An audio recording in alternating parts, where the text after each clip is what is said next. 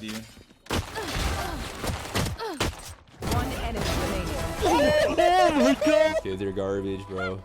Hey everyone, it's your favorite Dr. Zora, and in today's video, we're going to go over the top 10 tips that you need to rank up fast in Valorant Episode 2.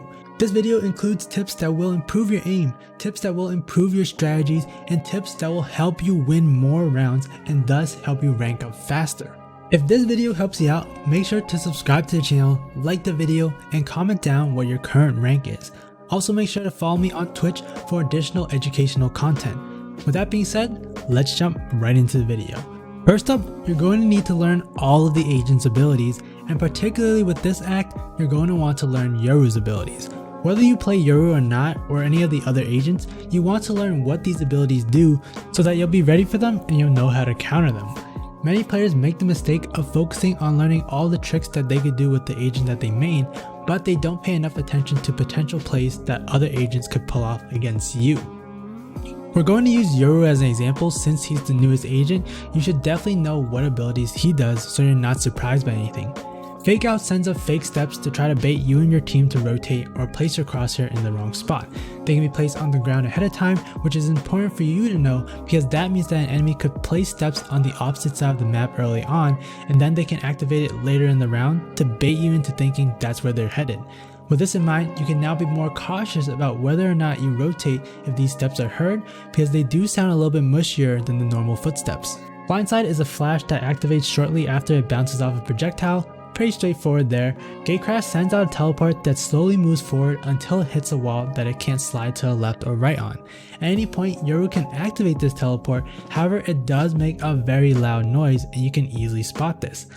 What most players will do is throw blindsides to distort your vision and sound and then teleport afterwards to catch you off guard. So stay alert for these noises, but also know that if you see Gatecrash or know where it is, then you can also shoot it down to avoid this play from being made in the first place. Lastly, Yoru's ultimate is Dimensional Drift, where he gets increased movement speed and goes invisible, and this is mainly used to scout out enemy locations, but most players will try to go for a flank with this ability as well. The good news is this ability does make a lot of noise when it's triggered as well, but also if you're close enough to Yoru while he's in ult form, you'll be able to see his outline and then can track him down to kill him when he gets out of the ultimate. You can see that even if you don't play an agent, you should learn their abilities and tricks so that you can effectively counter them. Following right up with tip number 1, we have tip number 2, which is monitoring enemy habits. Especially at low ranks, many players and teams tend to do the same thing over and over. For example, a common play that Phoenix players may do is flashing out of Garage and Haven and then pushing right out for a pick. This is a good move if you aren't prepared for it, but if you know it's coming, you can easily adapt and turn it into a bad play. Now that you know that the enemy does this often, simply hide behind a wall when the flash comes out. Once the flash is done, you and your team can then peek and overwhelm the Phoenix and he should be a free kill. Another simple but useful piece of information to figure out is which site the enemy tends to go to on attack side. With this information, you can either stack more players onto that site or lean some of your players over there to allow for a quick rotate if need be. Similarly, some players do have a tendency to push through a site that they're holding. While this can lead to some easy picks on them, just like the plays we mentioned so far, it can be very predictable and easily punished. Once the enemy is removed, their site is going to be much easier to take, or you can fake it out and go to the opposite side of the map if the enemy tends to rotate quickly to the side where the defender dies. Before we go into tip number 3, which is going to be a banger, make sure again that you are subscribed to the channel and that you've liked this video. Tip number 3 is committing to your pushes. Way too many times I see a team calling for a push, but then we don't actually see the push happening. What we want to see is 5 players going in hot with utility and flashes, which gives you the best chance of overwhelming the site. But what we usually see is that maybe some abilities are used, but then only 1 or 2 people go in, while the other 3 are scared of getting into the fights and getting killed, so they stay in the back. Now all that pressure that we could have had is now gone. The enemies have an easy time picking off the players that push, and now the rest of the team are sitting ducks in one choke point. They can no longer successfully push now that they have less players, less utility, plus they have no control of the rest of the map, so the defenders can easily flank them if they try to rotate. If there's a call to rush or push, make sure you are not one of those players that stays behind and doesn't end up contributing to the play. Going right along with tip number 3, tip number 4 is position yourself to trade kills. You should always have your teammates back so that if someone decides to push onto a site, you want to be fairly close to them during the push. That player is going to likely take all the damage and you need to be there to help shoot down any players that he faces to get those 2 versus 1 engagements, or to trade the frag 1 for 1 if your teammate does go down. If the frags are not traded, not close enough, you'll find yourself at a man disadvantage now and your teammate dies for free versus helping take a kill and opening up the site. Similarly, when trying to defend a site, and especially when retaking a site, you want to try to go in at the same time with your team for the same reason. Especially if you're trying to play retake from the same position, you want to go together so if someone gets killed, you are there to get the kill back onto them.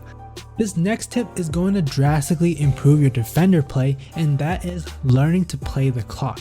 A common mistake that even high elo players will do on attacker side is pick a site to go to and then full send it through there. While this can be effective, at the higher ranks this can be easily punished with any piece of utility by the enemy team. A smoke, a molotov, sage orbs, raise nades, you name it. No matter how many smokes and flashes you throw, one ability could be all it takes to stop the push in its tracks. This buys time for enemies to rotate, and by the time you actually get onto the site, there will be way too many defenders for you to handle and your odds of winning the round become very slim. A simple way to switch things up to be more effective is making noise onto the site to bait out the enemy abilities, and then once the enemy abilities are used up, now your team can throw their smokes and throw their own abilities onto them, and in this scenario, the enemy only has their weapons to defend the site while you have your weaponry and abilities, which will give you the edge. Likewise, on the defender side, make sure you're paying attention to sound and communication so that you can use your abilities as a toolbox to delay a push or stall the attackers. If you hear multiple players pushing to your site, throw your smokes, molotovs, flashes, whatever you need to slow them down as much as possible to give your team time to rotate, or just to deter the attackers from wanting to push further, and now you're running down the timer for them. To emphasize this point, if you're playing Brimstone and you throw one smoke after the other onto a choke point, each smoke lasts 20 seconds, so you'll now be able to cover a choke point for 60 seconds. That leaves 45 seconds left for the attackers now to push smoke free if they decide to do so. A more advanced way is to hold the smokes, listen to where enemies are trying to hit, and then throw one smoke at a time as a reactionary play. Now you've run down even more seconds, you're running down the clock and then throwing the smokes at the right moment, and now the attackers have much less time and they'll likely have to rush their push, which will open them up to making mistakes and exposing themselves for easy kills. Tip number 6, learn to play multiple roles. There are too many players, especially players at low ranks, that only play one particular role. I'm talking to all you insta-lock duelists out there. While duelists are very important in a team comp, they tend to be the easiest and most straightforward agents to play, and you don't get to appreciate the teamwork and coordination required to pull off higher level plays. For example, imagine playing as Reyna and trying to push onto the site with just your Leers. You might be able to blind some players and get a few picks, but if nothing is walled off or smoked off while you push, you're going to have to flick around at multiple angles, and you're going to be likely to get shot from multiple places and get yourself killed.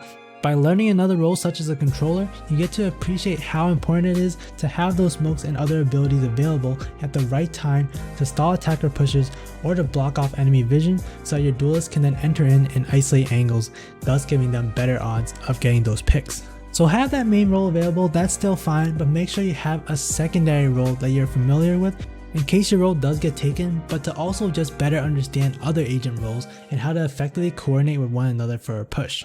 Oh man, I can't wait to show you guys tip number 10, but we gotta go through 7 first, which is abusing the Stinger. I'm going to have a full video on this weapon soon, but the Stinger is incredibly powerful in short range and mid range fights. In fact, it has nearly an equal chance against rifles at these ranges. And in really close engagements, the Stinger can even have an advantage over rifles because you can run and gun while still being very accurate and being a hard target to hit. And with the Stinger being a very cost-effective weapon at 1,000 credits, it's a no-brainer to purchase it when possible on save rounds and work on closing the gap between enemies, which can give you very good odds of winning a round that you had no business taking. Tip number 8, learn tricks with your agent. There are many times where I hear players saying that they're a Jet main or they're a Sova main for example, but then they haven't taken any extra effort to learning the different mechanics for those agents that can really increase how effective you are when playing them. It doesn't have to be anything particularly special, but simply knowing for example that you should utilize Jet's updraft to boost yourself into different off angles, or that you should always aim your recon bolts high into the walls to maximize your vision. Those are just some basic tricks that you should know that will really help you grab easy kills and information for you and your team. Another way of taking things to another level is knowing lineups for different abilities such as Recon Bolt, Brimstone's Molotov. This isn't required but can really again make a huge difference between a won clutch round or a lost round. You can find some of these tricks by checking out some of my agent guide videos that I have on my channel, and the links will be in the description. Alright, we are now at tip number 9, which is probably the most important tip in this video, and that is communication. This continues to be an ongoing issue at practically every rank in Valorant, where teams simply do not communicate with one another. At the end of the day, Valorant is a team-based game. You're playing with 4 other people in the server, and it's very hard to coordinate anything if no one is talking. And yes, there should be constant communication throughout a round, not just you going in aggressively, dying, and then communicating why the rest of the team didn't go in with you. While it may have been the case that your team was scared to go in like we said earlier, another question is, did you call that you were going in for the push? If not, it's impossible for the team to know what you were thinking, and by the time they realize what's going on, it's too late for them to help you, and you end up getting killed for free. No one can read your mind, so make sure there's ongoing communication at all times. At the start of the round, call out what the plan is going to be. When you want to push, call out the push, and when you want to smoke, call out the smoke. And when you die or identify an enemy, call out where they were so your team can trade and support you. These are just some of the basic forms of communication, but you need to be consistently doing so every single round so your team knows what's going on, they know what the plan is, and they know what they have to do, when do they need to rotate. All the information will drastically improve your team play and allow you to win more rounds. Last but not least, tip number 10 is having a good balanced team composition. Having a balanced team is incredibly important for all the reasons we've already mentioned. For starters, having duelists is great to have someone at entry frag, but if everyone's a duelist, then all you have are entry fraggers with similar abilities, and you're going to be lacking other aspects that are really important for playing attack or defense. Again, being an entry fragger is particularly hard if you don't have smokes, for example, to go in with, or an agent like Skye or Sova that have abilities that can give you information on enemy locations before you even see them. These crucial abilities are just as useful as the fancy abilities and flashes that duelists have, and will make it much easier to get onto a site. What we recommend for a well-balanced team is having 2 duelists, 1 controller, 1 sentinel, and 1 initiator.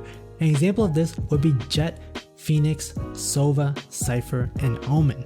With this composition, you have a much more thorough utility kit to play out those rounds on attacker side and defender side. That's all we have for this video. Again, make sure to subscribe to the channel, like the video, and comment down what your current rank is. And again, we do have a Twitch channel where we do additional live stream educational content, so make sure to follow that as well. It's your favorite Dr. Zora, and I'll see you guys in the next video.